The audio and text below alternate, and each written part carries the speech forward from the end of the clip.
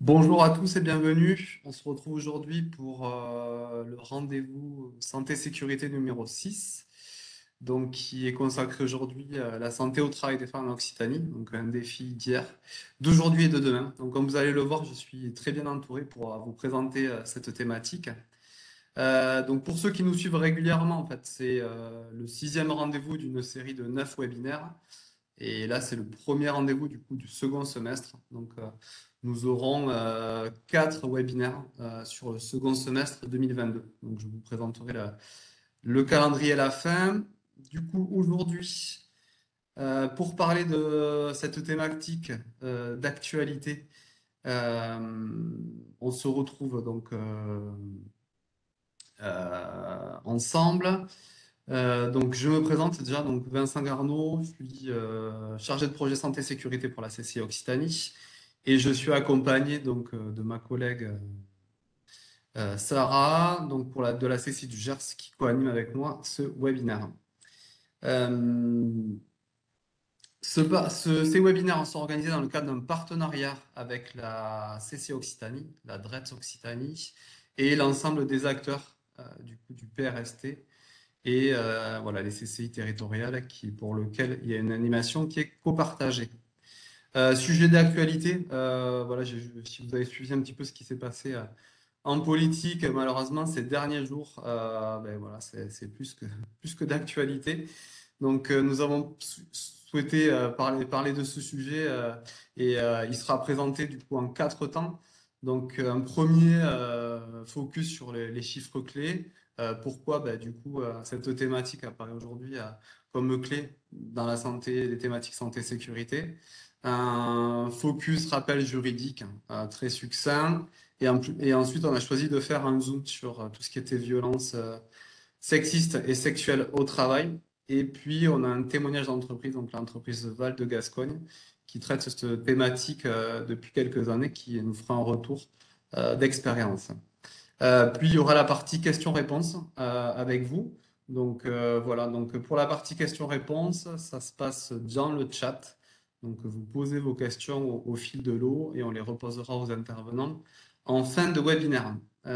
Pour la partie logistique, après, sachez que ce webinaire est enregistré et que donc votre conseiller local vous transmettra au plus tard la semaine prochaine l'ensemble des liens pour revisionner le webinaire et également le support de présentation d'aujourd'hui. Voilà, donc vous aurez tous les liens normalement sont actifs puisqu'il y a une partie bibliographie qui vous est proposée à la fin.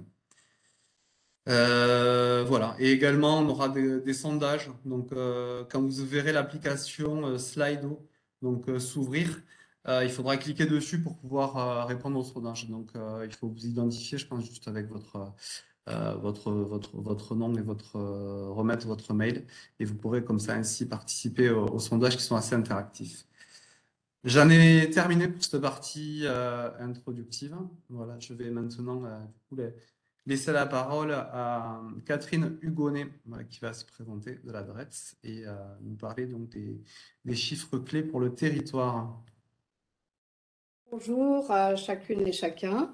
Donc, Catherine Gonnet, je suis chargée de mission dans le cadre du plan régional santé au travail des femmes auprès de Virginie Nègre et je copilote avec elle le groupe spécifique santé au travail des femmes.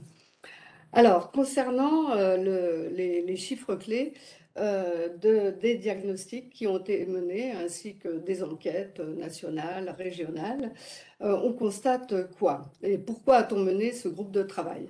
C'est notamment en raison donc, du diagnostic du précédent plan régional santé au travail qui montrait qu'il y avait vraiment un sujet.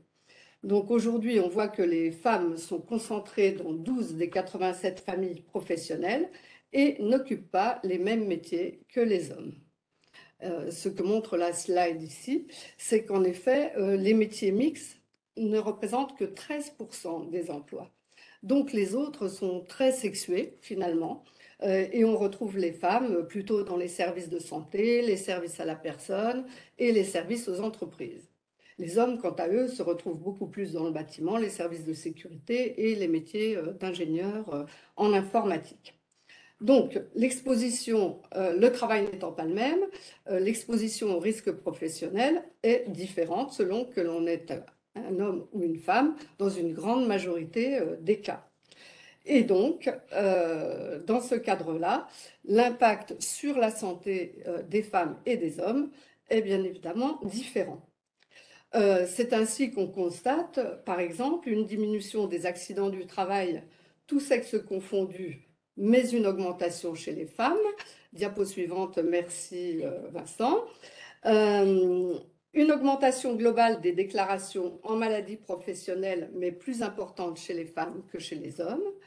Un taux d'incidence de déclaration d'inaptitude qui est supérieur chez les femmes. Et enfin, ce qu'on constate également, c'est que toutes catégories socio-professionnelles confondues, les femmes présentent plus de risques de troubles musculo-squelettiques que les hommes, avec un indice de gravité plus important, plus de pathologies en lien avec les risques psychosociaux. Et on constate également que la souffrance psychique au travail concerne 2 fois plus les femmes que les hommes. Les raisons qui seront détaillées ultérieurement concernent le fait que les tâches occupées par les femmes sont plus morcelées, elles ont plus largement, par rapport aux hommes, un manque d'autonomie, il y a une discontinuité dans leur parcours professionnel et bien évidemment, on a choisi le sujet des violences sexistes et sexuelles au travail parce qu'elles concernent largement plus les femmes.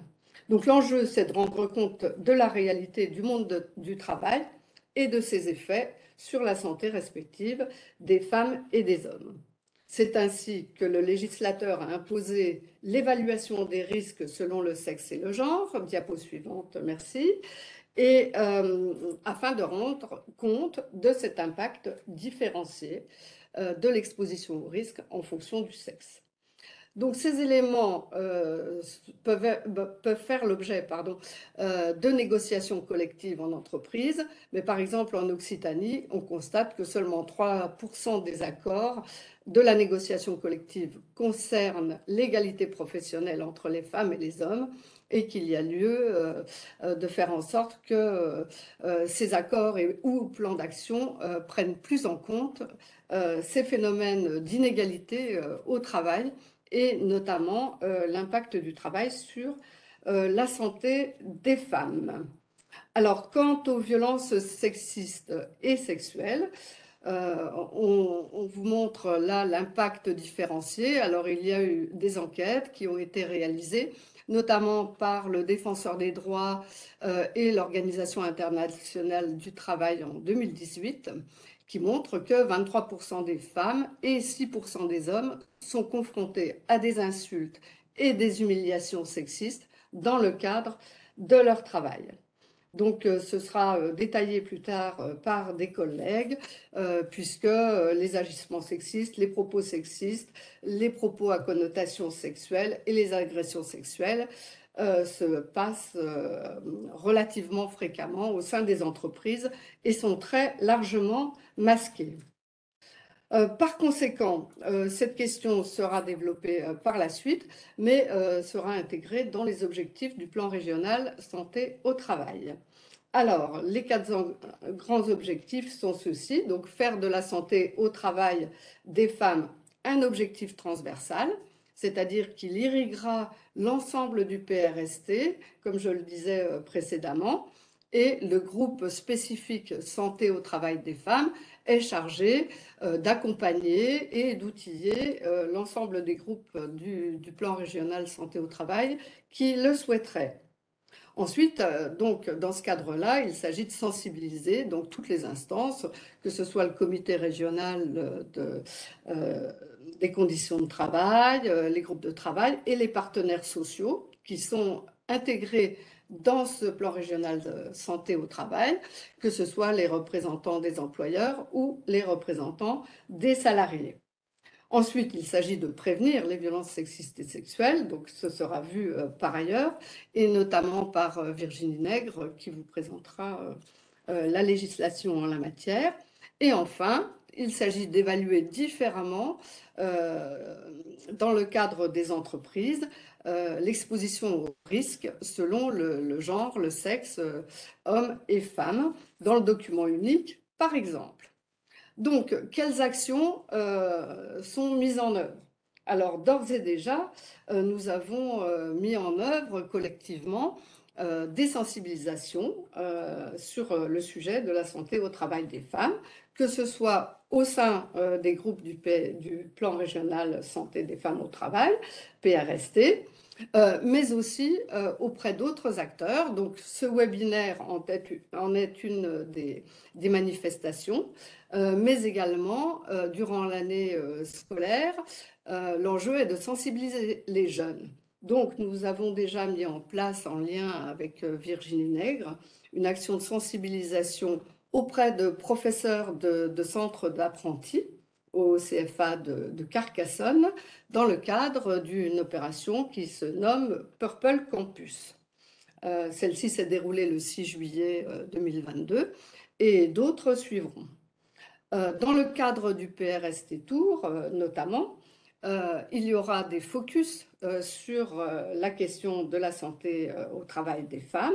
C'est ce qui s'est produit le 15 septembre à Montpellier lors du premier PRST Tour, où 3 actions étaient mises en lumière, et notamment la santé au travail des femmes, en lien avec une entreprise du Gers, de l'Hérault, pardon. Je fais une erreur, mais le Gers suivra et les Pyrénées-Orientales suivront à la suite dans le cadre de ce PRST Tour.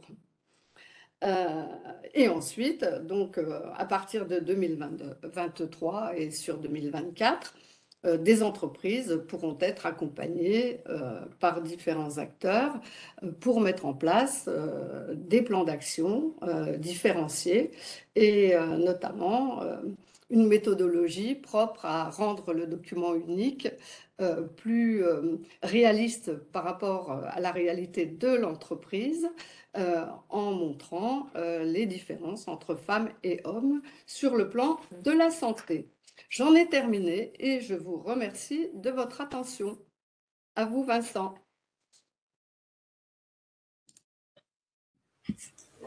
Merci Catherine. Du coup,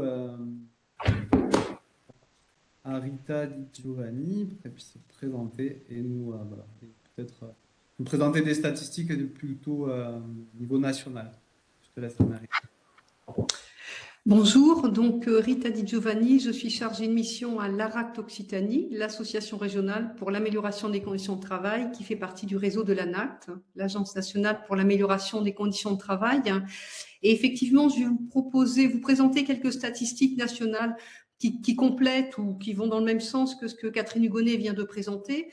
C'est un travail qui est fait donc au niveau de l'ANACT par mes collègues, qui on travaille sur ce qu'on appelle les indicateurs de sinistralité de la CNAM, donc accident du travail, maladie professionnelle et accident de trajet, et qui ont, ça doit être la 4e, c'est tous les 2 ans environ ce travail, ça doit être la 4e, je ne sais plus exactement, analyse, hein, et qui ont dans un premier temps proposé de faire cette analyse genrée de ces indicateurs, hein, pour voir si effectivement il y avait une différence d'effet sur la santé entre les hommes et les femmes, et si ça validait bien ce dont parlait Catherine Hugonnet tout à l'heure, hein, le fait que les hommes et les femmes ne sont pas dans les mêmes secteurs d'activité, pas dans les mêmes métiers, et donc pas exposés aux mêmes risques, et donc probablement pas les mêmes effets sur la santé. Alors on va juste balayer les trois indicateurs, hein. Donc, si on regarde, par exemple, les maladies professionnelles, donc on voit, alors il y a une évolution aussi longitudinale, ce qui est intéressant. Donc, le premier constat, c'est que entre 2001 et 2019, il y a, hommes et femmes confondus, une augmentation de 108% des maladies professionnelles. Et quand on regarde comment cette augmentation se répartit entre les femmes et les hommes, elle augmente de 73,6% pour les hommes et de plus 158% pour les femmes. Donc, les maladies professionnelles augmente beaucoup plus pour les femmes, enfin les femmes déclarent beaucoup plus que les hommes de maladies professionnelles, et on voit en plus que la courbe se rejoint alors que jusqu'à présent les hommes étaient plus exposés. Quand on regarde l'indicateur suivant, Donc, les accidents du travail, sur cette même période, on constate une diminution des accidents du travail, moins 11%, ce qui est d'une certaine mesure un bon résultat. Mais si on ne regarde pas la différence entre les hommes et les femmes, on pourrait passer à côté d'une information très importante, puisque même si les hommes restent beaucoup plus exposés que les femmes aux accidents du travail, du fait des secteurs d'activité dans lesquels ils exercent, leur exposition aux accidents baisse de 27%, 27,2%, alors qu'elle augmente de 41%, presque 42% pour les femmes. Et quand on regarde le troisième indicateur qui est les accidents de trajet, pareil, une augmentation ensemble de 14% d'accidents de trajet, mais une augmentation de plus 33,6% pour les femmes et une diminution de moins 1,5% pour les hommes, avec là le fait que la courbe de l'exposition des femmes dépasse celle des hommes, donc elles sont plus exposées aux accidents de trajet que les hommes en 2019. Et donc, quelques enseignements. Voilà. Donc, on constate effectivement que les effets du travail sur la santé sont différents pour les femmes et pour les hommes, que les hypothèses fortes que l'on a, c'est bien cette exposition, cette répartition sexuée au travail dans les secteurs, les métiers, les postes, que l'augmentation de l'exposition est plus importante pour les femmes et pour les hommes. Et donc, ça valide le fait qu'il y a un enjeu à recueillir des indicateurs selon le sexe pour que l'entreprise, si on descend au niveau de l'entreprise, puisse poser un diagnostic qui rende compte de la réalité des expositions et non pas d'un ensemble dans lequel on perdrait de vue cette exposition différenciée, même si les entreprises, heureusement, n'ont pas des taux de maladies professionnelles, accidents de trajet ou accidents du travail importants. Il y a d'autres indicateurs de santé qui sont à prendre en compte. Et pour ces autres indicateurs, il est extrêmement important de différencier l'exposition entre les femmes et les hommes pour construire ce diagnostic et construire un plan d'action adapté aux situations des femmes et des hommes et des caractéristiques de leurs conditions de travail. Voilà pour ce complément sur l'exposition différenciée. Merci beaucoup, Rita. Je vous propose qu'on passe maintenant du coup à un petit point réglementaire qui va être présenté par Virginie Nègre sur justement les dispositions spécifiques. Ok, merci. Merci. Effectivement, donc déjà, je vais me présenter, hein. Je suis Virginie Nègre, je suis responsable du service santé et sécurité au travail à la DRETS Occitanie. Et donc, à ce titre, référente du plan régional santé-travail, et je copilote avec Catherine l'axe santé au travail des femmes, un axe à la fois nouveau dans ce PRST 4 qui a été validé en mai 2022, novateur, même si on aurait pu s'occuper de cette problématique bien avant, mais aussi transversale. Voilà. Donc, il nous a semblé important de faire un petit point réglementaire sur parce que je crois qu'il y a deux petites questions à vous poser. Avant de passer aux questions, ça sera pas du tout exhaustif. On a fait un choix un petit peu synthétique parce que l'objectif, c'est pas de vous assommer de textes réglementaires. Donc, je crois qu'il y a deux questions qui vont vous être posées via Slido, Voilà. à droite de votre écran. Logiquement, vous devez le voir apparaître. Si jamais ça apparaît pas directement, il y a un petit symbole donc qui est normalement en bas à droite. C'est les trois carrés peints et un plus, et il faut cliquer dessus et choisir Slido si ça ne s'est pas lancé automatiquement. Et logiquement, les questions. Alors moi, je vois apparaître. Bon, les votes arrivent là, donc c'est que ça fonctionne. La première question, avez-vous des connaissances d'obligations réglementaires en lien avec la santé? Donc je ne sais pas. Hop. Et là, Je regarde un petit. Et la seconde, c'est pensez-vous qu'il soit nécessaire de prendre en compte le genre dans vos démarches de prévention des risques professionnels? Je crois que Rita Di Giovanni a en partie répondu à la question, mais il est bien la poser. Donc, on va regarder un petit peu ce que ça donne.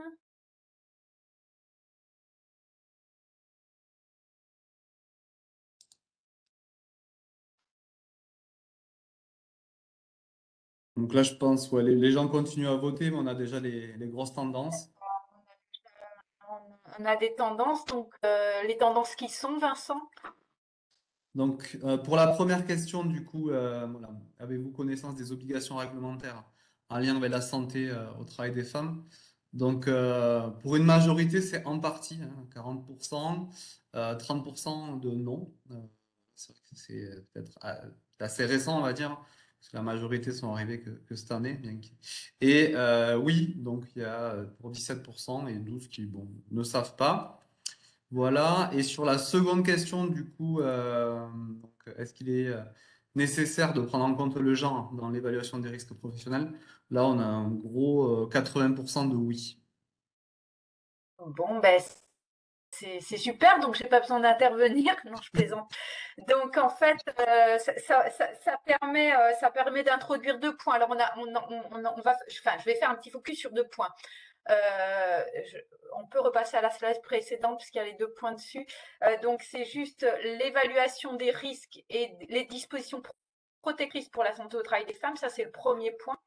Et puis le second point, c'est les dispositions sur le harcèlement sexuel. Alors attention, je vais mettre beaucoup de précautions parce qu'il y a un guide qui fait près de 50 pages sur les dispositions sur le harcèlement sexuel et vous vous doutez bien qu'en 3 minutes, je ne peux pas faire quelque chose de très exhaustif. Et ça permettra d'introduire le focus sur violences sexuelles et sexistes au travail. Donc, concernant la question, a répondu qu'effectivement, il serait pertinent de faire une évaluation financière, mais ce n'est pas simplement pertinent, c'est obligatoire, puisque l'article L4121.3 du Code du travail dispose que l'évaluation des risques pour la santé et la sécurité des travailleurs réalisée par l'employeur, c'est une obligation, le document unique depuis plus de 20 ans, doit tenir compte de l'impact différencié de l'exposition au risque en fonction du sexe. Donc, pour faire simple, le document unique doit contenir face à chaque danger identifié une évaluation propre aux femmes et une évaluation propre aux hommes. Comme l'a souligné Rita Di Giovanni rapport aux statistiques qu'elle a une analyse et il faut qu'il y ait des indicateurs par sexe. Alors il y a évidemment les accidents du travail, les maladies professionnelles, mais aussi les absences, un certain nombre d'éléments. Et pour ces éléments, il faut à chaque fois tenir compte du sexe. Mais il faut également mettre en place des actions de prévention en tenant compte du sexe. C'est-à-dire, par exemple, on ne choisit pas un équipement de travail pour les salariés en général, ce qui signifie souvent la grosse majorité, mais en tenant compte de la personne morphologique. Voilà sur le point de l'évaluation des risques différenciés. Ensuite, il existe dans le Code du travail des dispositions qui sont protectrices pour la santé des femmes. Il s'agit de protéger les femmes durant leur grossesse, les femmes qui viennent d'accoucher ou allaitantes, parce que elles sont en situation, j'allais dire entre guillemets, de fragilité. Il s'agit d'aménager la durée du travail, il s'agit d'aménager certaines situations de travail, certains travaux leur sont interdits, il faut un suivi médical renforcé, et puis il faut limiter leur exposition au rayonnement ionisant. Il s'agit qu'elles ne soient pas exposées aux agents chimiques cancérogènes, mutagènes et reprotoxiques. Ensuite, et ça concerne toutes les femmes, il y a des dispositions qui limitent le port de charge en fonction du sexe, c'est-à-dire que également de l'âge. C'est-à-dire que les femmes ne sont pas autorisées à porter des charges supérieures à 25 kg pour être prises. Alors là, j'ai envie de vous dire tout de suite, dans tous les cas, le recours à la manutention manuelle doit être évité. C'est-à-dire que si on ne peut pas éviter ce recours, en tout cas, les femmes ne pourront pas porter des charges aussi importantes que les hommes. Donc, l'objectif de l'évaluation et de la mise en place d'actions de pression, justement, c'est de se dire, eh bien, de toutes les façons, je vais limiter pour tous les salariés le port de charge. Voilà en ce qui concerne les dispositions qui concernent l'évaluation des risques et les mesures protectrices pour la santé des femmes. L'autre point que je souhaitais aborder, c'est le harcèlement sexuel. Alors, peut-être un petit préalable sur ce harcèlement sexuel, parce qu'on en parle beaucoup. D'abord, savoir que c'est un délit pénal. hein, qu'il est puni pénalement, que le fait qu'une personne abuse de son autorité sur une autre est une circonstance aggravante. Pour autant, l'auteur de harcèlement sexuel n'est pas nécessairement ni le supérieur hiérarchique ni l'employeur. Ça peut être tout à fait un subordonné, un collègue, voire même un client. Et puis, et surtout, et ça c'est important de le souligner, les deux sexes sont concernés. Le harcèlement sexuel ne concerne pas exclusivement les femmes. Bien que les statistiques le montrent, souvent l'auteur des faits est le supérieur hiérarchique et souvent la victime est une femme. Il n'empêche, ça concerne les deux sexes. Donc, de quoi parle-t-on quand on parle harcèlement sexuel? L'article L 1153-1 du Code reprend la même définition du harcèlement sexuel que celle issue du Code pénal. Donc ça, c'est assez récent. Le harcèlement sexuel, ce sont les propos ou le comportement à connotation sexuelle non désiré, donc absence de consentement, et répété, donc au moins 2 fois. Et la loi du 2 août 2021, à cet égard, a complété cette définition, puisqu'avant, ces faits n'étaient caractérisés uniquement par la répétition des agissements. Et aujourd'hui, le harcèlement sexuel peut être caractérisé par le cumul d'agissements subis par la victime et perpétrés par plusieurs personnes, peu importe que chacune d'entre elles n'ait agi qu'une seule fois. Donc la répétition de la part de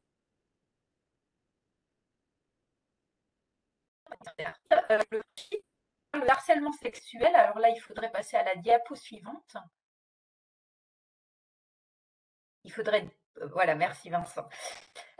On parle de harcèlement sexuel pour des faits qui sont assimilés à du harcèlement. Il s'agit de pression grave dans le but d'obtenir un acte de nature sexuelle, même non répété. Donc là, la répétition n'est pas nécessaire. Le harcèlement sexuel est différent des agissements sexuels. L'agissement sexuel, c'est tout agissement du atteinte à sa dignité ou de créer un environnement intimidant, hostile, dégradant, humiliant ou offensant. C'est également différent de l'agression sexuelle. Alors,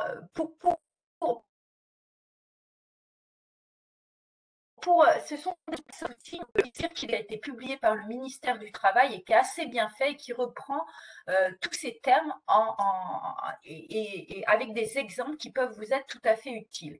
Voilà. Quand on parle donc harcèlement et agissement sexuel, il faut mettre évidemment en place des mesures de prévention. Donc là, il va falloir passer à la diapo suivante.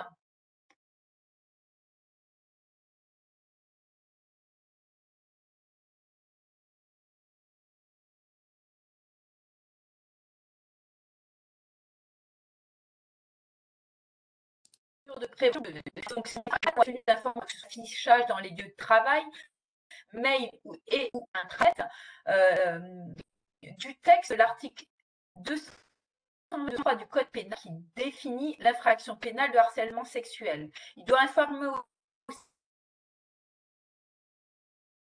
aussi les salariés des actions contre quelque chose sexuelle et donner les coordonnées des autorités et services compétents en la matière.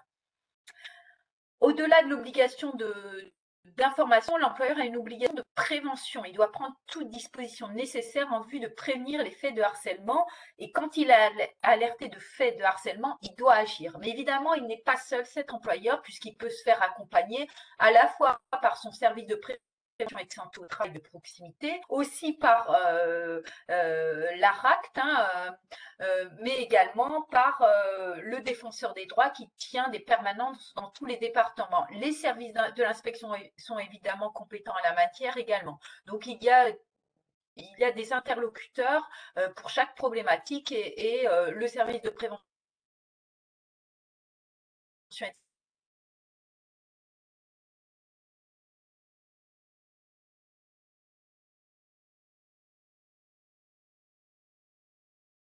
et très des points réglementaires. Donc, je vais peut-être. Alors, je ne sais pas si je réponds à des questions maintenant ou si on attend la C'est prévu à la fin et je vois que du coup, ouais, il n'y a pas de questions ensuite. Voilà, donc posez-les dans le chat. Je vous ai vous ai sollicité via le chat. Et on est désolé, oui, c'est vrai que je pense qu'à mon niveau, on a eu quelques coupures de son, Virginie, sur votre intervention. Donc, dans l'ensemble, on a compris quand même la majorité de vos propos, mais c'est vrai qu'il y a eu quelques petites coupures. Donc, désolé pour ces désagréments. Voilà, donc s'il y a des questions qui vous viennent, n'hésitez pas à les poser dans le chat. On pourrait y répondre en fin de webinaire. Et du coup, est-ce que Gwenaëlle, qui va... Bonjour, donc Gwenaëlle Marcové, je suis médecin du travail sur le Tarn-et-Garonne en service interentreprise et je suis également sexologue. Donc c'est à ce titre en fait que je vais vous faire un petit zoom sur les violences sexuelles et sexistes au travail du fait de cette double compétence. Donc c'est vrai que dans le travail en fait on est en lien avec d'autres individus, il y a beaucoup de relations interpersonnelles. Et donc, il y a beaucoup de relations aussi qui peuvent se nouer dans le travail. Et tout le défi aussi peut être de distinguer la séduction, la drague, de phénomènes de harcèlement sexuel ou de violence sexuelle. Donc, en général, dans la séduction, il y a un rapport d'égalité, c'est-à-dire que globalement, il y a quelque chose où on avance petit à petit ensemble et à tout moment, on peut se retirer si jamais on trouve que c'est pas satisfaisant. Dans les phénomènes de harcèlement sexuel ou de violence sexuelle, en général, il y a un rapport de domination, c'est-à-dire qu'il y a quelqu'un qui veut contraindre une autre personne à obtenir, pour avoir satisfaction. Donc, on n'est pas du tout sur les mêmes rapports. La séduction, c'est l'égalité, le harcèlement sexuel plus la domination. Dans la séduction, en général, on insiste sur les traits positifs de la personne. On a des propos qui sont positifs. Alors que dans le harcèlement sexuel, ça peut être des propos dénigrants, rabaissants, infériorisants, irrespectueux, des injures. Quand on est dans la séduction, en général, on se sent bien, on se sent en sécurité. Dans le harcèlement sexuel ou dans la violence, on se sent souvent, il y a un phénomène de mal-être, d'anxiété, d'angoisse. Et donc, ce qui distingue surtout la séduction du harcèlement sexuel, c'est la notion de consentement. Dans la séduction, les deux parties consentent. Dans le harcèlement sexuel, en général, il n'y a pas de consentement. Donc, diapo suivante, s'il vous plaît. Donc, du coup, le consentement, on voulait mettre une vidéo, mais on avait peur que ça passe pas. Donc, vous la retrouverez à la fin dans la bibliographie. Donc, le consentement, donc, c'est défini par la circulaire de la garde des Sceaux de 2012. Donc, l'idée, c'est que c'est un consentement qui peut être verbal ou non verbal. Le fait de ne rien dire, le silence ne vaut pas consentement. Le consentement donc, doit être libre, éclairé et donné personnellement. Il doit être donné par la personne elle-même. Il n'est pas valable s'il est donné par un tiers. Il n'est pas valable si la personne, par exemple, est inconsciente. Si, mettons, elle est sous l'influence d'alcool ou de drogue, en fait, elle n'est pas en capacité de consentir au niveau légal, ou si elle n'a pas la capacité de consentir en termes d'âge légal. Elle n'a pas le consentement n'est pas valable non plus si la personne le donne suite à des violences, à des menaces ou suite à de la contrainte. Et donc la personne peut être d'accord pour une chose et pas d'accord pour une autre. Et donc pareil, on peut être d'accord pour certaines choses, mais à force, on peut exprimer son désaccord et à tout moment, donc le consentement peut être retiré. Diapo suivante, s'il vous plaît. Du coup, donc le harcèlement, c'est plusieurs choses. Ça peut être vraiment une multiplicité de faits. Ça peut être du harcèlement verbal avec des propos, des commentaires sur la vie sexuelle, des demandes de nature sexuelle, des remarques sur l'habillement. Par exemple, un collègue de travail qui, tous les matins, relate sa vie sexuelle alors que vous n'en avez pas spécialement envie, c'est une forme de harcèlement sexuel au niveau verbal. Ça peut être aussi du harcèlement physique avec des gestes, des attitudes, des pincements, des frôlements, des contacts physiques avec éventuellement des mains sur certaines parties, sur le corps. Voilà.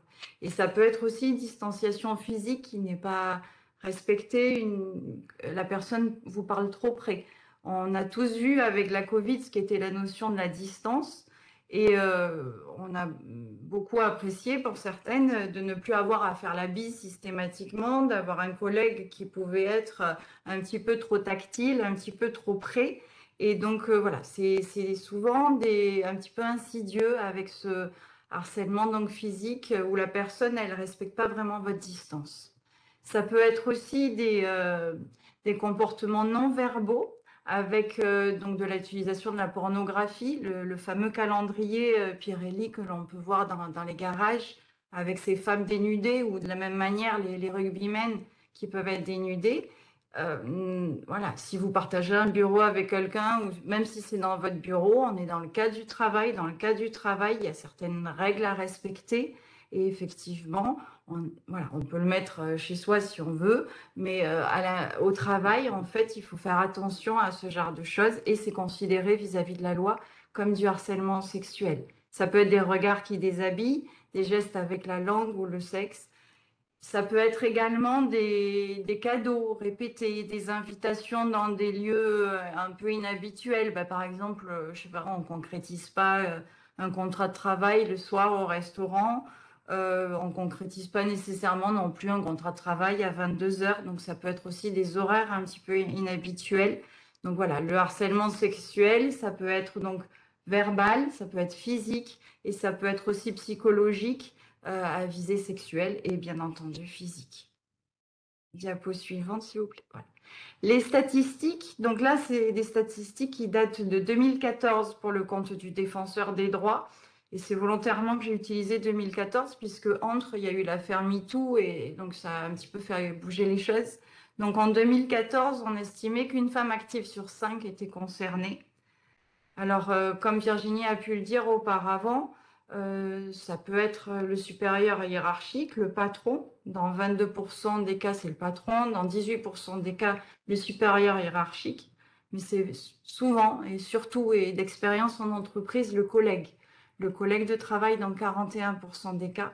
Et le client. Le client, 13% des cas.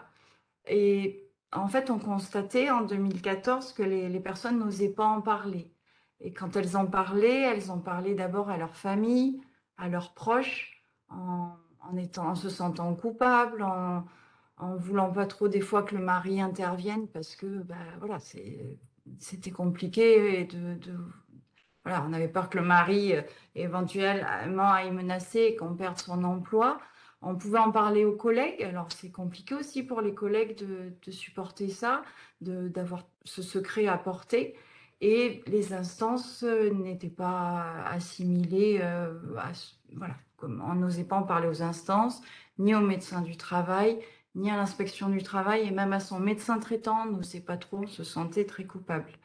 Et dans 70% des cas, la situation n'avait pas été portée à la connaissance de la direction. Donc, il est compliqué pour un employeur, dans des structures des fois plus ou moins grosses, où quand on ne sait pas, en fait, de pouvoir mettre en œuvre des choses ou de pouvoir éventuellement licencier la personne mise en cause. Diapo suivante. Donc, on parle beaucoup de femmes victimes, mais comme l'a dit Virginie, il n'y a pas que des femmes, il y a aussi des hommes.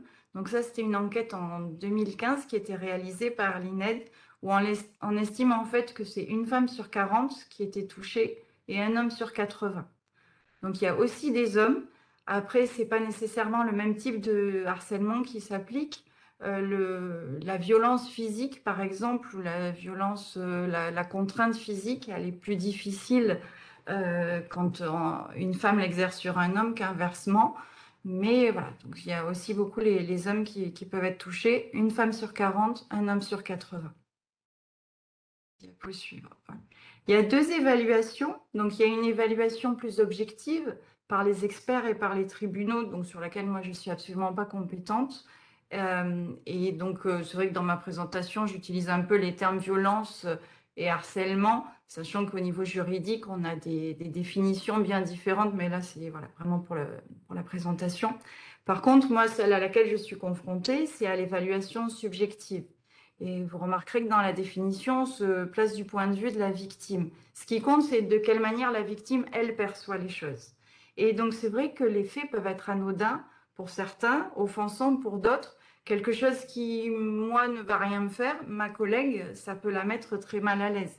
parce qu'on a tous une éducation différente, on a tous une culture différente, on a tous un parcours de vie différent, on a tous un parcours professionnel différent. Mais ce qui compte, c'est de quelle manière la victime le perçoit et les collègues, ce qui compte, c'est de prendre en compte le point de vue de la victime et pas nécessairement de juger en disant ouais, elle avait une tenue, bah, voilà, elle l'a cherché. Non, c'est comment la victime, elle, le perçoit. Diapo suivante, s'il vous plaît. Voilà. Et ensuite, donc, comme je vous disais, donc, il y a une évaluation subjective et des conséquences en fait qui peuvent être différentes suivant les individus. Des conséquences donc au niveau de la victime, au niveau individuel, des conséquences donc physiques et psychologiques avec des phénomènes d'anxiété. Si j'ai un collègue qui tous les matins essaie de me mettre la main aux fesses pendant qu'il me fait la bise ou pendant qu'on est à la pause café, ben forcément, ça va être compliqué. Je vais un peu avoir la boule au ventre avant d'aller travailler. Le petit déjeuner, il va pas spécialement passer, je risque de le vomir. Ben, je ne vais pas me sentir hyper confiante. Donc, dès qu'on va me parler, je vais être un peu trop irritable, un peu trop agressive. Ben, du coup, ben, je vais plus aller à la pause café, donc je vais m'isoler. J'irai peut-être fumer ma cigarette toute seule dans mon coin et ça risque d'être très compliqué, éventuellement, suivant aussi les conditions de soutien que je peux avoir à la maison. Il y a des impacts sur le travail. Ben forcément, si j'ai pas envie de voir ce fameux collègue, ben le réveil, je vais peut-être moins bien l'entendre. Je vais trouver tout un tas de trucs pour arriver en retard. Là, voilà. Ben, je vais pas être non plus très concentrée sur mon travail.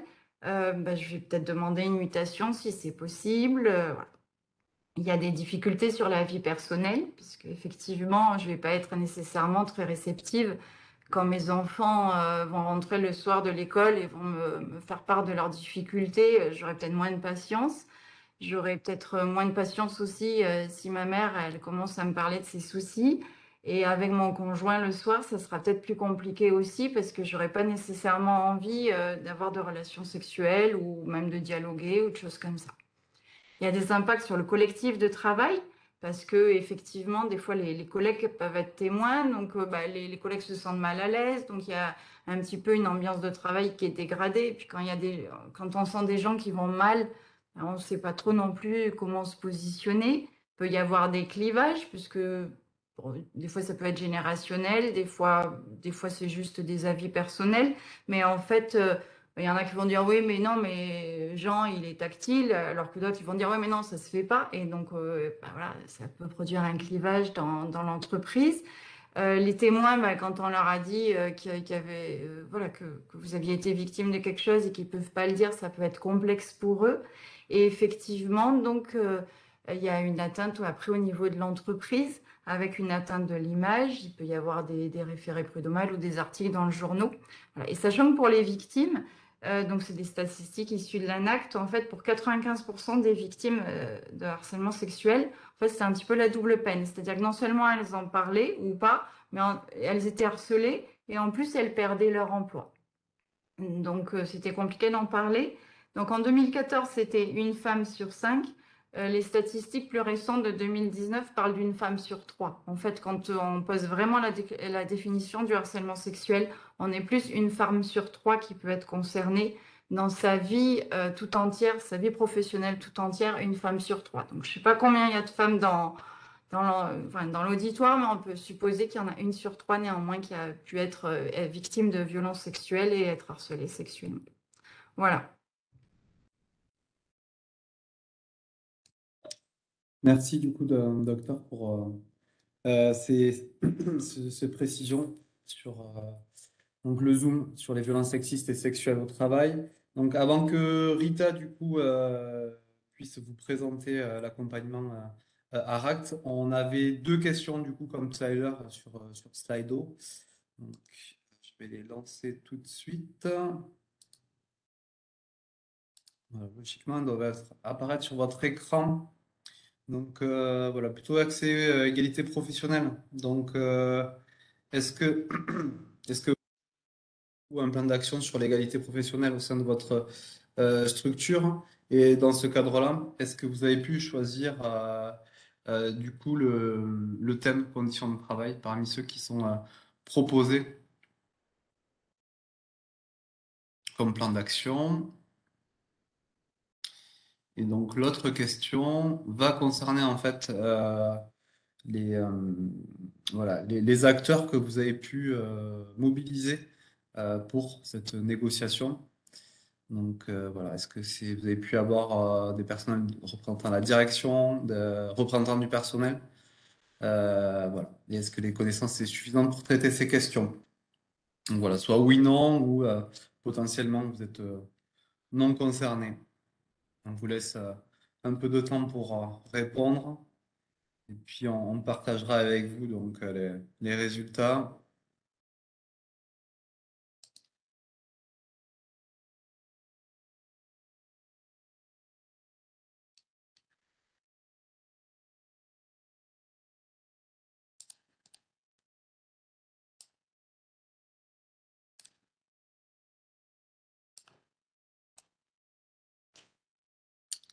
Vous êtes encore en train de voter, on peut vous laisser voilà, 10 dernières secondes.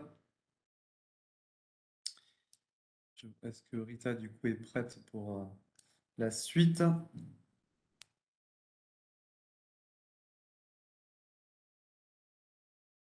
Je vois qu'elle arrive.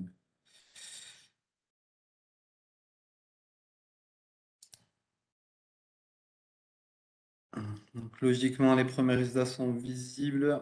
Rita, je ne sais pas si tu es là, tu peux les commenter, sinon je vais démarrer. Je ne vois pas les résultats, moi. Alors, est-ce que tu as voté? C'est peut-être ça. Ou est-ce que l'application est ouverte? Logiquement, ça. Bah, Ils tout sont à l'heure, j'ai vu les premières questions et après, non, je ne voyais pas les résultats. là. Donc, je Ok. pensais qu'on était Là, non, je ne exclus. sais pas, ils étaient partagés. Je sais pas, là, logiquement, là, c'est affiché. Bon, je vais les donner, du coup. Oui. Première question sur l'accord pro et professionnel, donc égalité. Est-ce que vous avez choisi le thème conditions de travail? Donc, il y a 63% de l'auditoire, donc non concernés, 65 maintenant, c'est bien évolué. Et ensuite, on a quasiment un score de parité entre les gens qui ont répondu soit oui, soit non. C'est à 20%. Voilà, 20% de non et 15% de oui. Voilà. Et sur la seconde question, du coup, pensez-vous que les acteurs de la négociation, donc direction et représentant du personnel, ont des connaissances suffisantes pour traiter ces questions? Non concernés 30%, pas de connaissances suffisantes du coup pour 57%, et oui qui estime avoir 15% qui estiment avoir des compétences suffisantes pour traiter ces questions. Voilà, ben, merci beaucoup pour votre participation. Du coup, Rita, je te laisse la main. Je vois pas ta webcam, mais c'est bon, parfait. Oui. Voilà. Et oui, et c'est intéressant ces résultats. Donc, si j'ai bien compris, 15% qui ont choisi l'action conditions de travail dans le plan d'action. De mémoire, c'est un peu plus que ce qu'on a pu obtenir avant quand on faisait l'analyse Voilà. des accords, mais ça reste assez minoritaire. Après, on n'a pas les secteurs d'activité. 18 là même. 18, hein, ouais, ça s'est équilibré sur la fin, sur les derniers votes, donc 18%. Et non, donc du coup à 20% pour ceux qui l'auraient mis en place. Et ensuite, sur la seconde question, voilà, on est arrivé à donc connaissance suffisante, oui, 14%, et non à 58% pour 30% qui n'étaient pas concernés en suivant. Oui, et ce résultat aussi est intéressant parce que si les acteurs de la négociation estiment ne pas avoir les connaissances suffisantes, ça signifie que c'est bien qu'il y ait qu'il y ait le PRST, qu'il y ait les acteurs du PRST pour pouvoir les accompagner et leur apporter ces ressources en termes de connaissances ou de méthodologie pour déjà poser un diagnostic et conduire des négociations de qualité. Voilà, donc des enseignements intéressants. Alors, je poursuis le zoom, je mets le timing, je poursuis le zoom sur le sexisme, hein, juste pour faire un zoom sur un zoom. Donc, on a parlé des agissements sexistes et du harcèlement et de l'agression sexuelle. Je ne vais pas parler du harcèlement, des agressions, parce que ce sont des catégories qui sont assez bien codifiées par le Code du travail, mais plutôt des agissements sexistes, parce que c'est là où il peut y avoir les comportements les plus banalisés et finalement les plus fréquents dans les entreprises et ceux qui questionnent le plus. Donc, ce sont des catégories qui ont été proposées par le Conseil supérieur de l'égalité professionnelle, hein. Sexisme bienveillant, sexisme masqué et sexisme hostile. Et c'est sur ces catégories que je vous propose de regarder un petit peu ce que cela signifie. Donc, on a bien l'idée que le sexisme, ce sont des attitudes, des propos et des comportements. Le terme attitude, hein, on voit à quel point ça peut être très fin une attitude, hein, on est un peu trop près, c'est un regard, donc c'est des choses qui peuvent être très très fines et qui du coup peuvent être cataloguées de subjectives, donc et compliquées à repérer et pour la victime et pour un éventuel témoin. Ça, c'est le premier point. Et je voulais surtout parler de ce qu'on appelle le sexisme bienveillant et le sexisme masqué.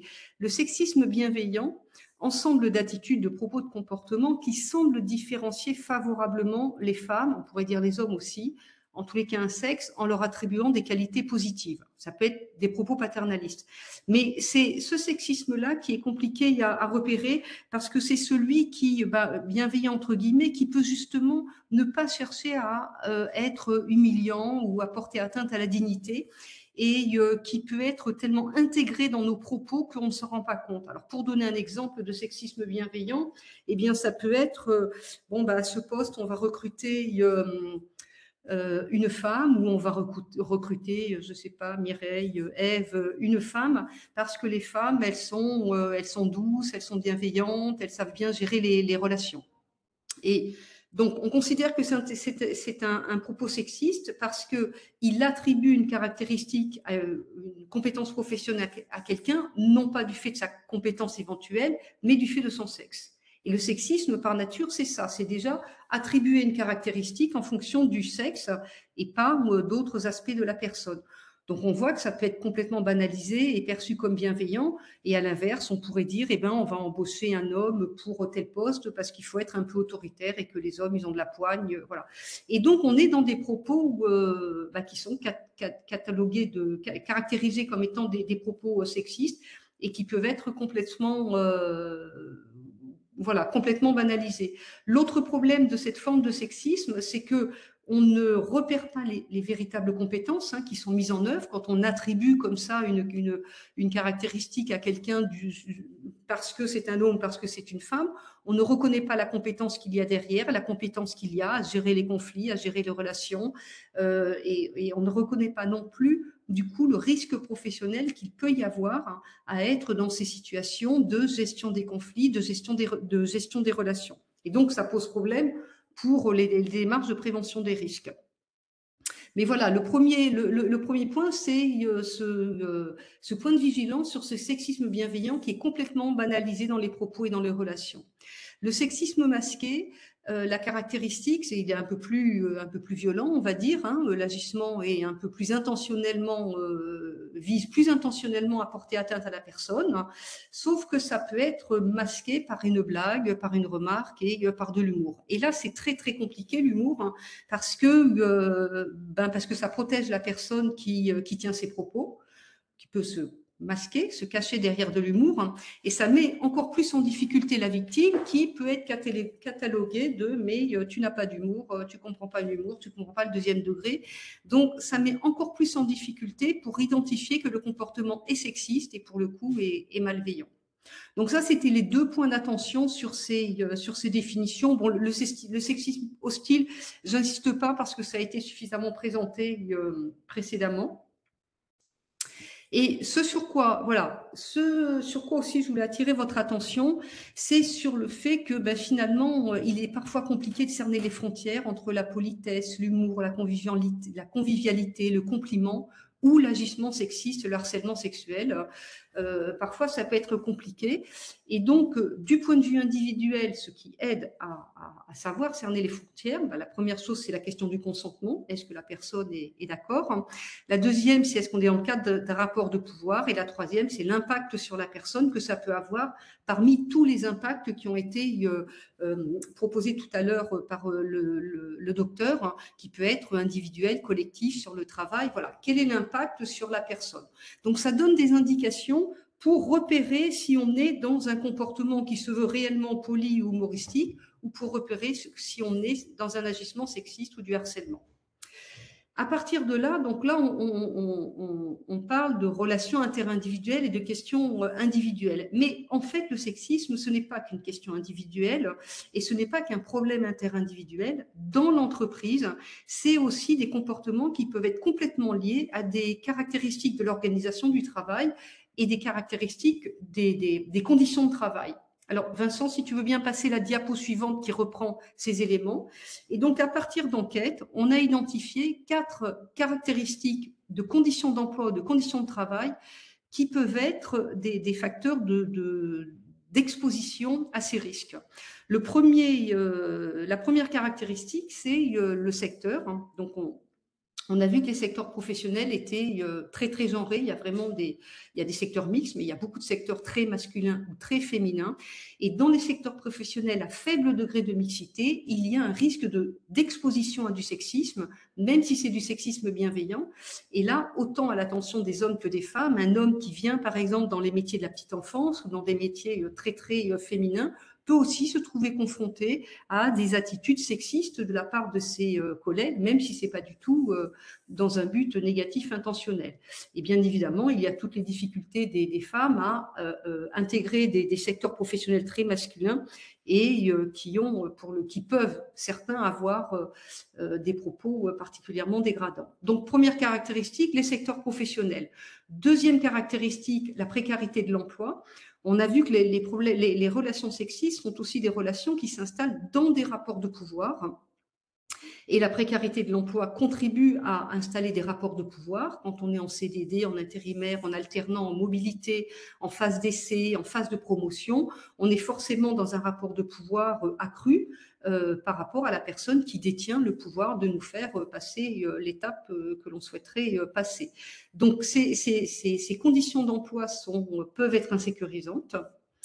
Troisième caractéristique, les relations de travail très ou très peu hiérarchisées. Alors, très hiérarchisées, on voit bien pourquoi, parce qu'une organisation du travail, un mode de management très hiérarchisé, très descendant, avec un mode de management autoritaire, où il y a peu d'échanges, peu de dialogue, où le dialogue social ne fonctionne pas bien, et les relations sociales, les gens n'osent pas aller voir le supérieur hiérarchique, voir leurs collègues. Évidemment, ce sont des relations de travail qui vont accentuer les rapports de pouvoir installés par les statuts et les différences de niveau. Donc là, il y a un risque de surexposition à ces agressions.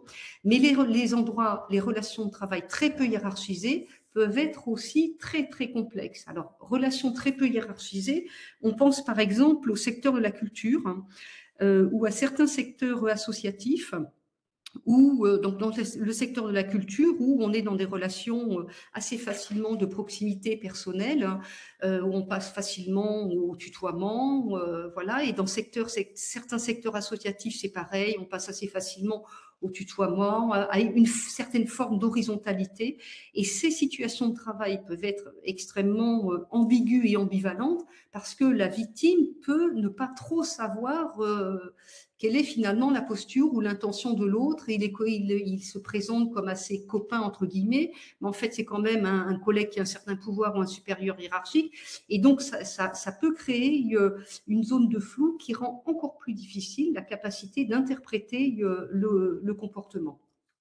Et enfin, dernier point, dans certaines conditions de travail, comme le travail de nuit, le travail isolé, qui peuvent évidemment créer ces situations ou accentuer ces situations. Par exemple, le travail de nuit ou travail en partie isolé, dans les hôpitaux, une infirmière avec un médecin ou avec pas un alternant, avec vous voyez ce que je veux dire, un jeune médecin en formation, j'ai oublié le nom. Voilà, ces situations de travail où il y a une forme d'isolement, où il y a du travail de nuit, des horaires atypiques qui décalent un petit peu les relations, sont exposantes. Toutes les situations où, je reparlerai du déplacement après, toutes les situations où les gens manquent d'autonomie, quand il y a des objectifs chiffrés, quand il y a des contraintes très importantes qui accentuent les rapports de pouvoir. Dans les déplacements, on peut mettre les déplacements, les commerciaux, on peut mettre les séminaires, mais on peut aussi parler des after-work quand ils sont organisés par l'employeur, une question quand ils sont organisés par les salariés. Toutes ces situations où on n'est pas dans l'espace de travail dans l'entreprise et où on est ensemble dans des temps, on va dire, de convivialité, de repas, de soirée, peuvent accentuer la possibilité de ces comportements et rendre encore plus ambigu, encore plus difficile la capacité de comprendre ce qui se passe. Et puis, dernière situation, oui Vincent, je me dépêche, dernière situation, parce que là on parle de ce qui se passe dans l'entreprise, mais il y a aussi toute l'exposition au public, aux patients, aux usagers, où là l'employeur a aussi une responsabilité de mettre en place une démarche de prévention. Alors cette dernière diapo, pour parler d'un jeu que l'ANACT, pas tout à fait dernière, j'avance vite, l'ANACT propose pour justement arriver à travailler sur ces situations et sur ces définitions de façon un peu décalée en utilisant un jeu, en utilisant l'humour aussi, parce que c'est plutôt intéressant, ça libère la parole. Voilà, Sexisme sans façon, c'est un jeu qui peut être utilisé par les entreprises dans leur démarche de prévention. Il permet de rebalayer toutes les définitions, les catégories de situations dont je viens de parler. Et voilà, je voulais terminer, et le docteur terminera après moi, sur les acteurs internes et ressources. Et là, vous avez une diapo, mais je vais laisser peut-être qui est reprise par le médecin après. Il faut bien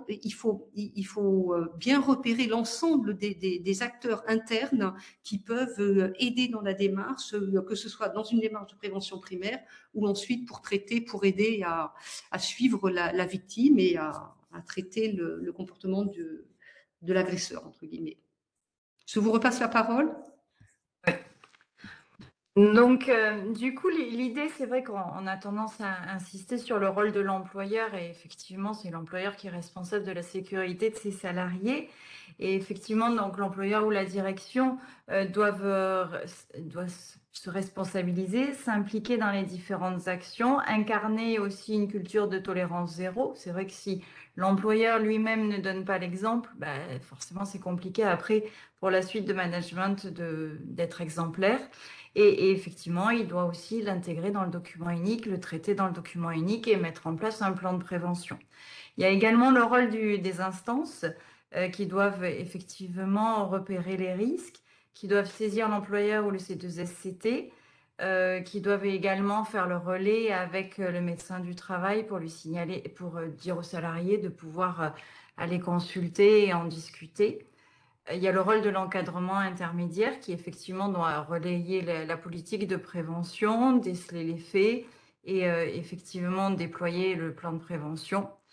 Et enfin, il y a le rôle de tout un chacun qu'on a en tant que salarié, c'est-à-dire cette vigilance raisonnable que l'on doit tous mettre en place quand on voit un collègue éventuellement qui va pas bien. C'est s'y intéresser, voir, lui demander pourquoi. Et si on est témoin de choses aussi, effectivement, aller voir le collègue et lui demander bon, ça va, ça te gêne pas que Jean et éventuellement ils te disent des choses ou qu'ils se tiennent si près que toi, j'ai l'impression que tu es mal à l'aise. Juste s'intéresser à l'autre et cette vigilance raisonnable, chacun peut la faire à son niveau. Et donc, et après, effectivement, tout un chacun, voilà, après, c'est aussi pouvoir réorienter la personne en connaissant le référent harcèlement sexuel dans l'entreprise, en connaissant aussi les limites de ce qui est acceptable, pas acceptable. Mais cette vigilance raisonnable, elle s'applique à tous. L'employeur doit mettre en place le DU, mais nous-mêmes, voilà, en entreprise, on a tous un rôle à jouer.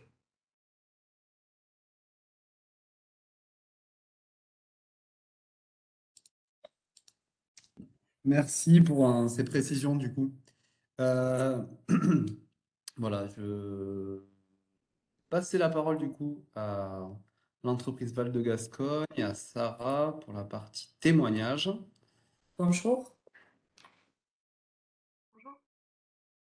Allez-y, c'est à vous. Je vous laisse vous présenter. Bonjour. Donc, Pardon. Responsable des ressources humaines du groupe Val de Gascogne. Voilà, Sarah Mathieu, conseillère d'entreprise en santé et sécurité au travail à la CCI du Gers, et je laisse donc présenter Eve Piquemal, son groupe. Merci. Donc, le groupe Val de Gascogne est un groupe coopératif qui s'est créé suite à plusieurs fusions. Ça fait maintenant 100 ans que le groupe existe. Et on a 8 sociétés qui vont de la fourche à la fourchette ou du champ à l'assiette. Donc, puisqu'en fait, une coopérative mutualise les achats d'approvisionnement de tous ces agriculteurs, agricultrices et mutualise aussi tous les moyens de collecte, de commercialisation. Et derrière, on a des entreprises de transformation avec huileries et une vannerie et des négoces qui font le même métier que les coopératives. Une filiale transport et une filiale distribution avec des magasins gamme vert et un magasin grand panier bio.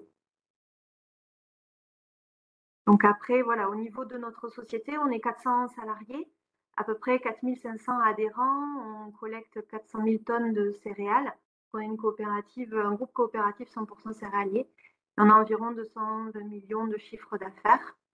Alors la spécificité des coopératives, c'est qu'elles sont dirigées par un conseil d'administration qui définit la stratégie à mettre en place au sein des différentes entreprises.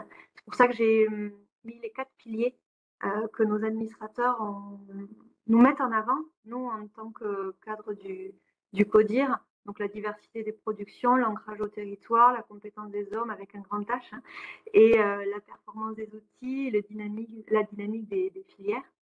Et ce que je voulais mettre en avant aussi, c'est qu'en fait, dans tous nos métiers, c'est ce qu'il y a dans le rond sur le côté droit, en fait, on a vraiment des métiers spécifiques liés à l'agriculture et au fait qu'on est un groupe coopératif agricole. Mais en fait, quand on regarde vraiment dans le détail, on a pratiquement la moitié de nos métiers qui sont des métiers transversaux et qui peuvent être faits dans toutes les structures au niveau national ou international. Donc voilà pour la présentation. Et donc, qu'est-ce qui vous a poussé à travailler sur l'égalité femmes-hommes et les indicateurs? Donc, comme la société Val de Gascogne, la coopérative qui est au cœur, a plus de 50 salariés, on est obligé depuis des années de mettre en place un accord d'entreprise. Donc, ça a commencé par là. Effectivement, tout ce qui est obligation légale et réglementaire, on se rend compte qu'en fait, c'est vraiment important. C'est un vrai facteur de prise de conscience et de travail en entreprise, en tout cas pour nous. Quand j'ai pris mon poste en 2019, il y avait déjà un accord qui existait, on devait le renégocier. Et pour t'avouer, j'étais assez démunie face à cette question-là. Et en fait, je me suis aperçue très vite qu'on n'était pas seul. Notamment, nous, on a eu la chance de travailler avec l'association Résolument Égalité 32, qui ils ont vraiment amené des explications générales de la raison de faire des accords en entreprise. Ils nous ont donné beaucoup d'exemples, des outils de travail aussi pour calculer nos indicateurs, savoir où était notre mixité, si on en avait une ou pas. D'autant qu'un groupe coopératif a été fondé par des hommes pour des hommes à la base. Donc, c'est vrai qu'on avait un large panel au final dès le début de travail. Donc, l'association Résolument Égalité nous a vraiment aidé à monter notre accord, à discuter avec les syndicats, parce qu'en fait, en 2019, c'est pas si vieux que ça, j'ai un délégué syndical qui était là déjà depuis 35 ans, voire 38 ans dans la société, et qui me dit, mais je ne comprends pas pourquoi en 2019, on a encore l'obligation de signer un accord sur l'égalité entre les femmes et les hommes en entreprise. Je ne vois pas où est le problème. Et justement, on a mis en avant, alors on parlait un peu moins de sexisme, on était vraiment sur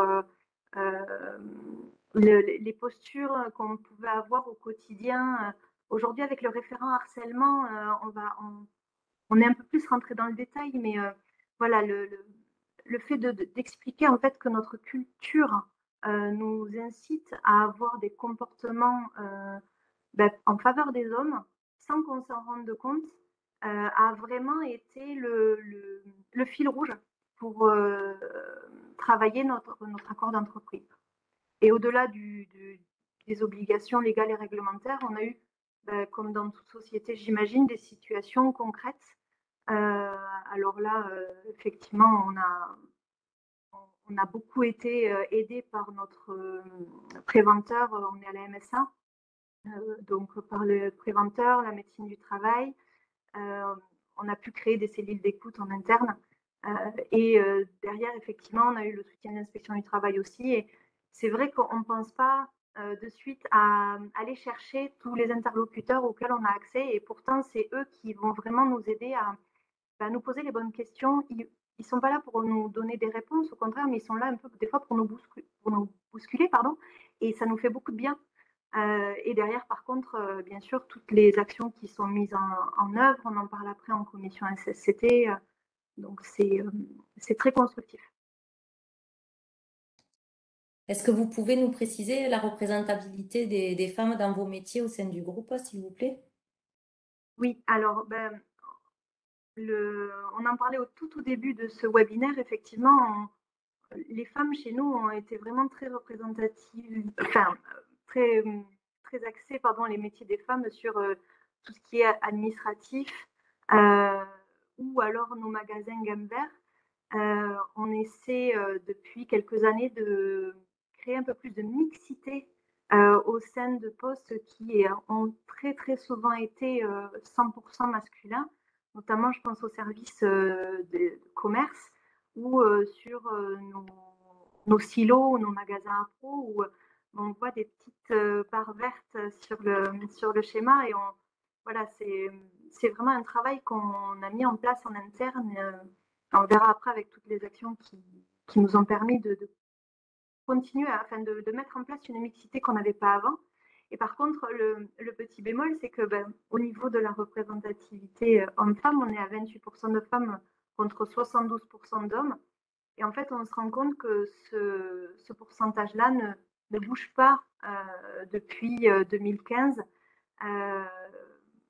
On est toujours à ce même pourcentage. Voilà, ce qui bouge, ça va être la mixité. C'est-à-dire qu'on va un peu plus embaucher d'hommes au niveau administratif et on va prendre un peu plus de femmes sur le terrain, en commerce ou en silo.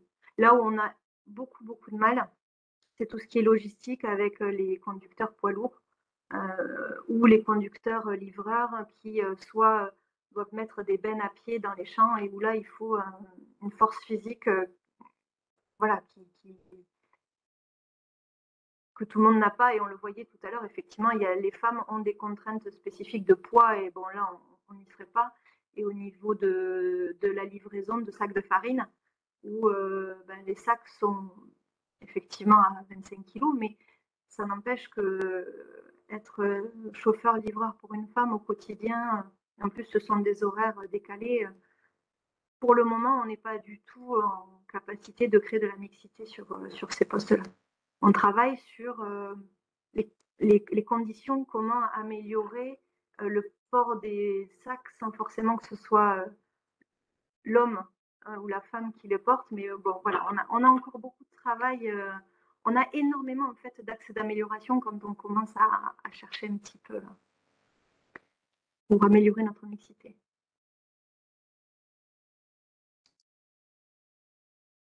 Au niveau des actions qu'on a mis en place, donc c'est la slide d'après, voilà. En fait, un des axes principaux de la négociation, c'est la rémunération. Donc ça, on est tous obligés de négocier sur ce thème. Donc ce qui a été fait, et ça c'était déjà en place avant que j'arrive, c'est tout un système de classification des emplois et des compétences pour harmoniser les salaires de base, c'est-à-dire qu'on ne va pas chercher à savoir si c'est un homme ou une femme sur tel ou tel poste. C'est on rentre à tel poste, tel échelon, on a tel salaire. Donc ça, c'est vrai que ça nous facilite beaucoup le travail au niveau ressources humaines. Là où par contre, on a énormément de travail à faire au quotidien, c'est au niveau des recrutements. C'est pour ça qu'on l'a mis aussi dans nos accords. Donc, on fait une mixité dans nos offres d'emploi systématiquement. Mais au-delà de ça, effectivement, on travaille avec les managers parce que j'ai eu des managers qui hommes ou femmes, qui des fois ont besoin de recruter, qui me disent bon ben là je vais prendre un homme ou là je vais prendre une femme. Et en fait c'est vraiment, là, je pense que le rôle du service RH a toute son importance, c'est de dire ok tu cherches quelqu'un, par contre tu cherches quelles compétences. Et on va parler d'abord de compétences et après on verra les CV qu'on va recevoir et quelles personnes on retiendra. Donc c'est vrai qu'il y a encore énormément d'idées reçues et de stéréotypes. Et comme on ne s'en rend pas compte, ça peut parfois nous demander un vrai travail de fond qu'on essaie de faire aujourd'hui. Et notamment avec nos formations internes, on en parlera un petit peu après, mais on s'est rendu compte effectivement que notre direction générale nous soutenait sur le thème des actions à développer pour développer la mixité, développer le rôle des référents harcèlement. Mais par contre, sans appui des managers directs ou du comité de direction, en fait, il n'y a pas grand-chose qui bouge. Donc, ce qu'on a vraiment axé ces 2 dernières années, c'est la formation des membres du comité de direction et la formation des managers et des référents harcèlement. Puisque quand les référents harcèlement sont arrivés avec les élections du CSE, on était un peu démunis. En fait, on ne savait pas trop. On avait beau lire les missions et le rôle, nos salariés ne se sentaient pas forcément concernés. Nous, on avait fait les formations externes nécessaires, mais ça n'avait pas eu tant de résultats en pratique. Donc, en fait, on a vraiment, et là, c'est par contre très récent, organisé des formations en interne pour sensibiliser les managers, et on le voyait tout à l'heure, à ce qu'est du sexisme bienveillant ou masqué, puisqu'effectivement, le sexisme hostile, les gens arrivent relativement bien à le cerner. Mais c'est un vrai travail en fait de fond qu'il va falloir faire systématiquement et tout le temps. Après, au-delà des managers, je pense que on a travaillé sur les conditions de travail. Je pense que c'est vraiment important parce que, notamment au niveau des horaires de réunion, et ça existait bien avant que je prenne le poste, c'est-à-dire qu'il avait été décidé que les réunions ne devaient pas commencer avant 8 heures et ne devaient pas se terminer après 18 heures. Ça, c'était pour permettre autant aux papas qu'aux mamans d'aller chercher les enfants ou de les amener le matin au système de garde. Donc ça, on y tient vraiment et on fait un point systématiquement tous les ans avec le bilan en NAO pour regarder où en sont les systèmes de réunion et aller voir le manager si jamais il a tendance à décaler ses réunions trop tôt le matin. Bon, avant 8 heures le matin, c'est rare, mais plutôt tard le soir. On a aussi aujourd'hui, parce qu'on a tout un système de collecte de nos céréales qui se fait sur l'été, c'est là où c'est notre cœur de métier, et on travaille les samedis, les dimanches, les jours fériés dans cette période de collecte, puisqu'on fait même une demande de dérogation du temps de travail maximum hebdomadaire à l'inspection du travail. On travaille jusqu'à 60 heures semaine pendant plusieurs semaines. Et on essaye un maximum de réduire le temps de travail sur les week-ends dès que l'on peut, parce qu'il y a 2 périodes de collecte. Et en fait, ça a vraiment été après le Covid, où on s'est rendu compte qu'il y avait beaucoup de papas qui avaient pris conscience du fait qu'ils voyaient peu leurs enfants, ou moins que ce qu'ils avaient envie. Et c'est vrai que si on veut aujourd'hui garder un maximum de compétences en interne, que ce soit femmes ou hommes, il va falloir qu'on ait une réflexion sur le travail du samedi, la facilitation aussi des heures de récupération, pour permettre des fois de partir plus tôt chercher ses enfants ou aller voir le match de foot. Ça a quand même un impact significatif sur les conditions de travail de nos salariés. Et après, juste pour finir, effectivement, tout ce qui est temps partiel, en 2015, on avait 75% de femmes qui étaient à temps partiel contre 25% d'hommes.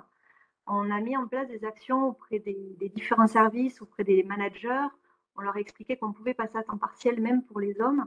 Et donc, il fallait tout simplement adapter quand c'était possible, bien sûr, mais les missions et la façon de voir les choses. Et aujourd'hui, on est à 60% de femmes à temps partiel et 40% d'hommes à temps partiel. Donc ça, c'est vrai que ça a été une petite victoire, on va dire, ça fait partie des actions qui ont été menées avec les délégués syndicaux et ça fonctionne bien. Alors, ils n'ont pas tous la même volonté d'être à temps partiel, hein. Les femmes, effectivement, c'est le plus souvent pour garder leurs enfants, alors que les hommes, chez nous, ils sont en double actif, c'est-à-dire qu'ils peuvent être agriculteurs ou agricultrices et être salariés de la coopérative. Mais bon, peu importe, après, chacun décide d'organiser sa vie pro et sa vie perso. En tout cas, voilà, le fait d'ouvrir et d'être à l'écoute des besoins des hommes et des femmes aujourd'hui nous fait évoluer aussi et fait évoluer les actions qu'on met en avant avec les délégués syndicaux. Et ensuite, donc, je voulais faire un petit focus pour, voilà, sur la formation interne qu'on a développée auprès donc, de nos managers directs et des référents harcèlement. En fait, il y a une petite vidéo sur laquelle on s'appuie pour, c'est notre fil rouge pour la formation. Sur YouTube, on la trouve facilement. C'est « Et tout le monde s'en fout, le sexisme ». Ça dure 4 minutes. En fait, c'est très, très humoristique. Par contre, tout ce qu'on a dit là tout à l'heure, tout est dit vraiment. En plus, c'est un homme qui parle, donc c'est vraiment très bien fait et ça nous a permis en fait de voir toutes les manifestations du sexisme. Tout à l'heure, il y avait un exemple effectivement des calendriers avec des femmes dévêtues. Et j'ai appris hier, parce que hier on avait une session, la première session pour nos salariés, et j'ai appris qu'on en avait au sein de notre groupe. Alors j'ai été étonnée parce que je pensais que ça n'existait plus. Voilà, les managers concernés vont avoir une discussion, en tout cas avec les salariés concernés, et ont pris conscience effectivement qu'il y a plein de choses que l'on fait ou que l'on voit ou que l'on vit au quotidien sans se rendre compte que c'est du sexisme et que ça peut atteindre quelqu'un voilà, au quotidien et que en soi, c'est pas normal, quoi, mais je pense que c'est vraiment important en tout cas pour notre groupe, d'avoir réuni les gens. En plus, on avait pris différentes sociétés, comme ça, ils apprenaient encore plus à se connaître, mais à comprendre qu'en fait, on peut agir, nous, à notre niveau. Et d'ailleurs, au repas qui suivait la formation, en discutant avec 2 collègues, ils m'ont fait remonter 2 possibles situations où il faudra que j'intervienne assez rapidement pour voilà, creuser un petit peu parce qu'ils avaient des doutes. Et comme je leur ai dit, dès que vous avez un doute, on en parle. Il vaut mieux en parler et se dire que peut-être il n'y a rien à faire et que laisser et au final passer à côté de quelque chose d'important. Voilà. Merci. Merci beaucoup pour ce témoignage du coup. On a quand même le temps de prendre quelques questions. Il n'y en a pas eu beaucoup, donc si ces divers témoignages suscitent des réactions ou des questions complémentaires à poser, ben, soit à l'entreprise, soit à nos experts, n'hésitez pas. Du coup, il y a Oui. une question d'une sophrologue que je vais reprendre, voilà, qui se demandait en fait quels étaient peut-être les relais pour une femme qui avait subi un harcèlement sexuel au travail. Donc voilà, peut-être est-ce qu'elle se posait la question qui peut agir sur le terrain, servir de médiateur.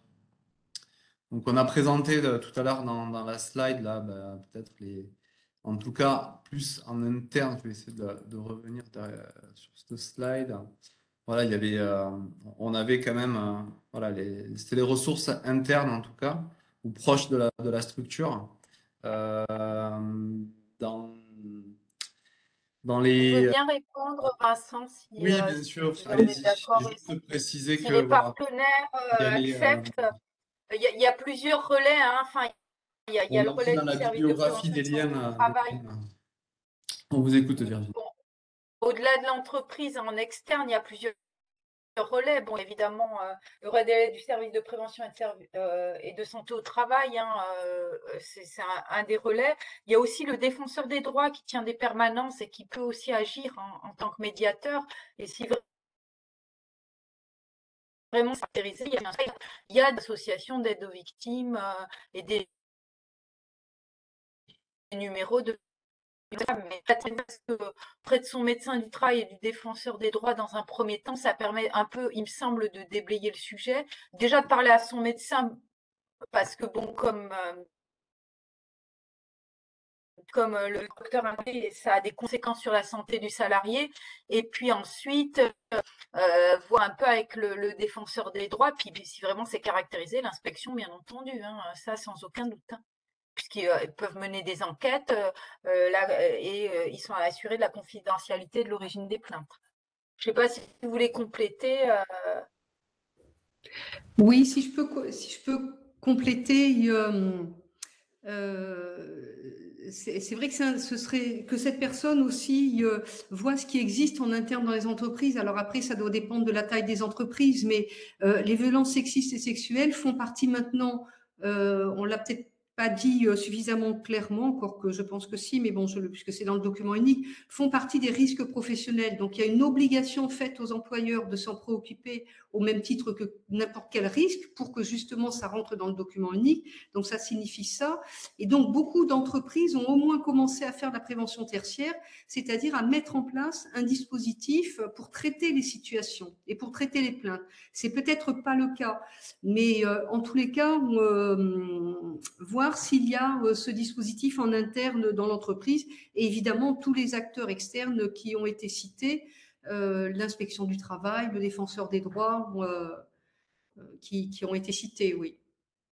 Après, ça dépend complètement Peut-être que le médecin du travail peut être un premier interlocuteur parce qu'en fait, on est dans des situations de travail.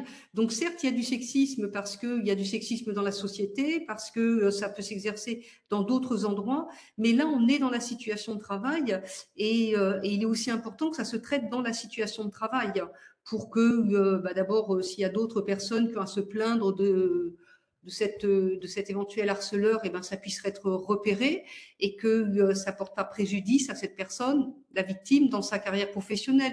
Donc c'est vrai que le médecin du travail est l'interlocuteur, enfin je m'avance un peu et vous répondrez, c'est bien la personne qui peut être à l'interface entre le professionnel et le personnel. Je vous laisse répondre, mais...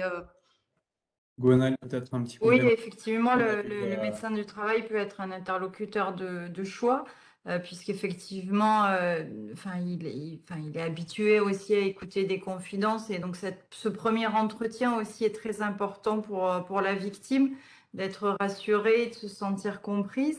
Et c'est vrai que, voilà, donc, d'où l'intérêt aussi en entreprise d'avoir des acteurs formés pour ce premier entretien, parce que c'est des situations qui sont pas simples, qui peuvent faire écho à tout un chacun, à notre vécu personnel. Donc en entreprise, c'est vraiment important qu'on puisse accueillir cette confidence, les référents harcèlement sexuel. Et sinon, effectivement, le médecin, il y a aussi la garantie de confidentialité.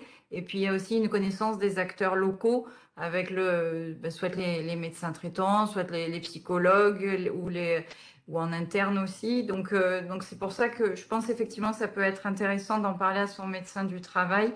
Et sinon, en entreprise, d'avoir vraiment des acteurs formés pour pouvoir accueillir la confidence. Très bien. Juste du coup, il y a Madame Koenig, donc, qui est à la CARSAT Midi-Pyrénées, qui avait réagi là-dessus. Est-ce qu'il y avait on parlait de déclaration d'accident du travail DAT pour la direction? Voilà, est-ce que du coup ça rentre dans ce cadre-là? Justifier ça, le fait que les violences sexuelles font partie des violences au travail? Est-ce que c'est un lien? Je vous pose la question. Alors, si c'est constaté effectivement, ça peut relever d'un accident de travail, puisqu'effectivement, ça a lieu sur le lieu de travail. C'est vrai que après là, ça peut être complexe parce qu'il n'y a pas nécessairement de témoins et c'est de personne à personne. Mais c'est vrai que souvent, moi, les cas que j'ai pu voir, ça peut être déclaré en accident de travail. Et de toute manière, après, quand l'employeur en a connaissance, il y a toute une procédure que l'employeur doit mettre en œuvre aussi. Donc ça peut peut-être être... Mais effectivement, l'accident de travail est tout à fait justifié. Ça permet surtout que, au moins, ça laisse des traces. Et effectivement, comme je viens de voir dans votre poste, 95% des femmes qui en parlent, c'est souvent la double peine.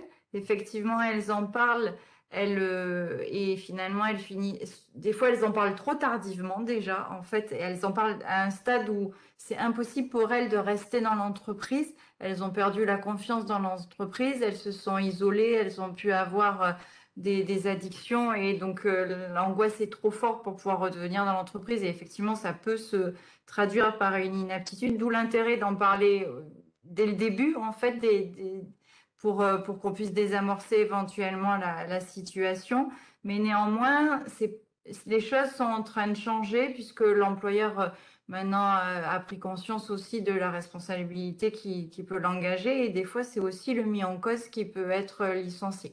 La victime ne reste pas nécessairement dans l'entreprise, mais en tout cas le mis en cause est de plus en plus licencié de mon expérience. Très bien, merci beaucoup. Du coup, voilà, on est un peu juste au niveau timing, on est désolé. Certains doivent avoir des contraintes à partir de 16 heures. Donc, si vous avez des questions, restez un petit peu parce que du coup, on a la question de la satisfaction qui permet de vous identifier. Donc, ça voudrait dire qu'on pourra vous mettre en relation avec nos experts. Dans tous les cas, voilà, vous recevrez le slide où vous avez l'ensemble des coordonnées des personnes qui sont intervenues aujourd'hui. Donc, s'il y a des questions particulières, vous pourrez revenir vers elle. Juste vous préciser du coup nos prochains rendez-vous. Donc, comme je le disais en introduction, voilà, on a 4 webinaires rendez-vous sécurité sur ce second semestre. Donc, le prochain sera consacré aux addictions, aux conduites addictives en milieu professionnel. Ensuite, on fera un zoom sur voilà, le document d'évaluation des risques professionnels et notamment les spécificités pour les petites entreprises. Et puis, on conclura par le risque amiante. Voilà, vous pouvez retrouver donc l'ensemble de nos webinaires sur la chaîne YouTube de la CCI Occitanie en replay. Donc, les liens seront actifs dans le support qu'on va vous envoyer. Et puis, l'autre actualité du moment, voilà, c'est le PRST Tour. Donc, on a déjà réalisé 2 dates avec l'ensemble des acteurs voilà, du PRST. Donc, c'est des matinales qui ont lieu dans votre CCI locale. Donc, la prochaine, c'est l'étape de Nîmes. Donc, le format de la matinée, en fait, on a une présentation du PRST et des 16 actions, donc le plan régional santé-travail.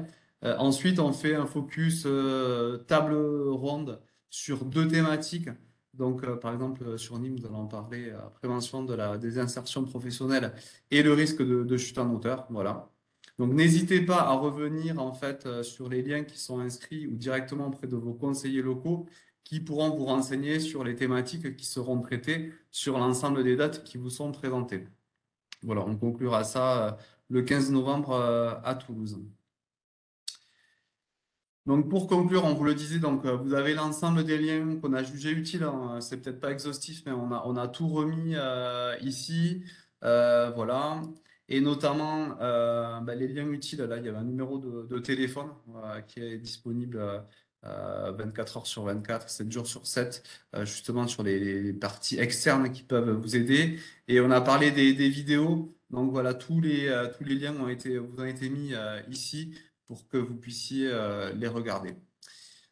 Écoutez, merci à tous, merci aux intervenants, merci à vous pour votre fidélité pour ces rendez-vous santé-sécurité. Et pour, voilà, s'il y en a qui ont 5 minutes, on vous demande un peu de temps pour venir finaliser, de compléter l'enquête de satisfaction. Merci à tous et du coup, rendez-vous soit sur les étapes du PRST Tour ou en octobre pour notre prochain rendez-vous santé-sécurité.